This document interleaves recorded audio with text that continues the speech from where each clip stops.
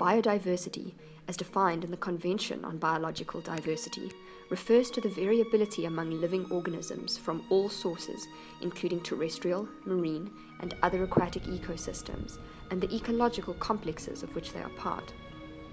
People are dependent on diverse ecosystems for the services they provide. However, indigenous ecosystems are under threat from the ever-increasing encroachment of invasive alien species. We are most worried about invasive species that can come in and be detrimental to our natural environments. We can try and stop invasions to protect biodiversity, and there's a strong argument for that. But from a human perspective, we need to stop invasions because they affect ecosystem services. One such invasive which has drastically altered the biodiversity of the South African shore is the Mediterranean mussel, Mytilus Galloprovincialis. But how did these invasives become so abundant in South Africa? The mussel was introduced in about 1979, and the first observations were in 1980 in Saldanha Bay. And it's an accidental introduction. Many people think that it was introduced by the mussel farmers, but it was an accidental introduction, and it spread itself along the coastline very rapidly. We're not exactly sure how it was introduced. It was introduced either in ballast water or on the hull of a ship. The logical assumption is if it had come a ship fouling, it would have come a lot earlier, and that it was probably introduced by ballast water. The introduction and spread of the Mediterranean mussel has been rapid and far-reaching, and the invasion has had several social, economic, and environmental impacts, which have been both positive and negative. The mussel farmers did kind of help the spread a little bit, because one of the farmers in Saldanha Bay established a new farm in Port Elizabeth in 1989, and then he took some mussel ropes from Saldanha, put them on the back of a bakkie, and drove to Port Elizabeth and then put them in the sea there. So that immediately started another focal point of introduction. So the current distribution is from central Namibia all the way around to about East London. And we think that's as far as they're going to go, because physiological work has suggested that the east coast is too warm for this particular species. This particular mussel is an interestingly complicated scenario in that it's something that is edible. It's what biologists call an ecosystem engineer. In other words, it changes the whole structure of the habitat which it's introduced to for all the species that live there. And of course they're food for people, which very few introduced species are.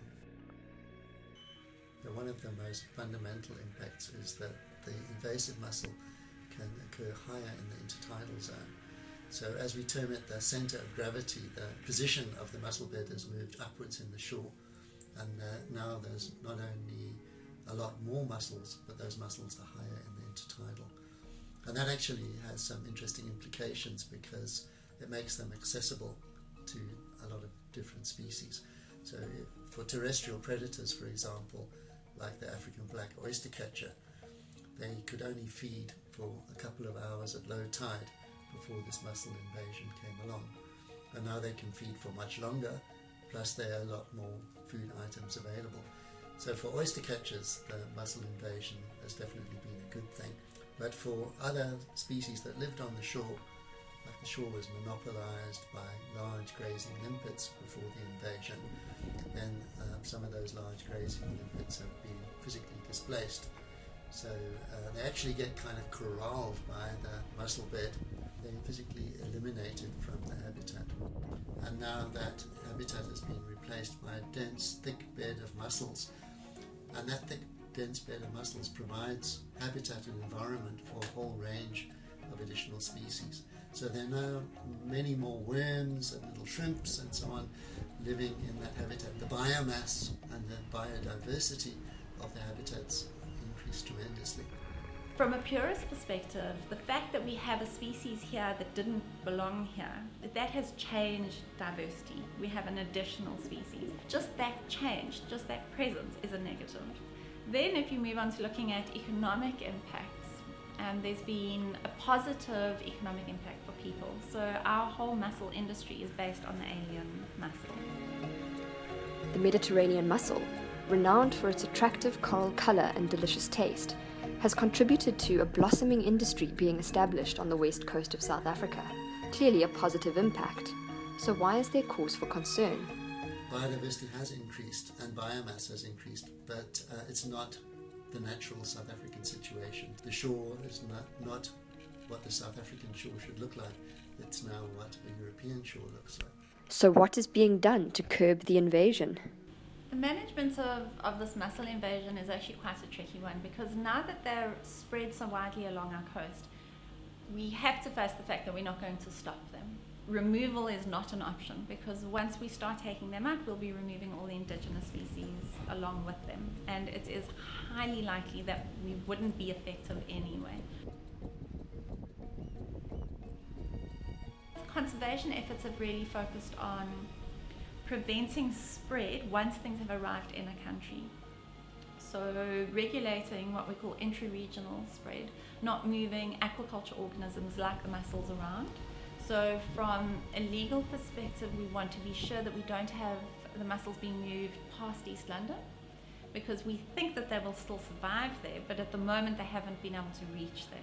So we can protect those areas by not moving the mussels. Internationally, there's a recognition that prevention is better than cure.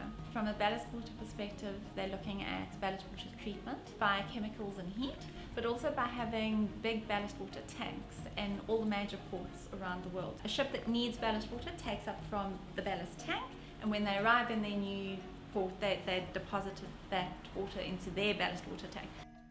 The Ballast Water Convention is the international instrument which seeks to prevent, minimize, and ultimately eliminate the transfer of harmful aquatic organisms through ballast water discharge, but it has not yet entered into force. The Ballast Water Management Bill, published for comment in 2013, seeks to give effect to the convention domestically, but is likewise not yet in force. In the meantime, regulations pertaining to invasive species recently published under the National Environmental Management Biodiversity Act require ships to obtain a permit when offloading ballast water. But how do these various laws operate and interrelate? This convention is unique in many ways. We now realize that we cannot take water as it is with living organisms in it and transplant it around the world. So the future will be that we will take water and sterilize it on board, and when we discharge it in the next port, it will not contain live species.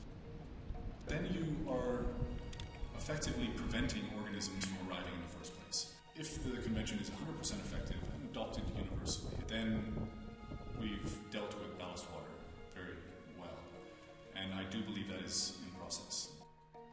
The draft bill that was gazetted here a couple of years ago does attempt to domesticate the convention and has not departed from the wording of the convention in any way. So the regulatory provisions would be very much consistent with those in the international convention. And this trickles down to applications like reception facilities for sediments and ports, being able to board and inspect vessels, including the water, and test what's in the water. And of course, the core is the inspection of the technologies on board the ship to make sure that they are licensed and surveyed and functional in the way they're intended. The strength of the regulations under NEMBA are for the purposeful introductions, those that are intentional. And those that are more under the unintentional category, like through ballast water and biofouling, will divert to the other authorities. I'm actually a strong believer in the ballast water legislation. It shows progress in our ability to manage something on a massive scale that some thought was really unmanageable. It is clear that the Mediterranean mussel is here to stay, its introduction in fact being welcomed by certain industries.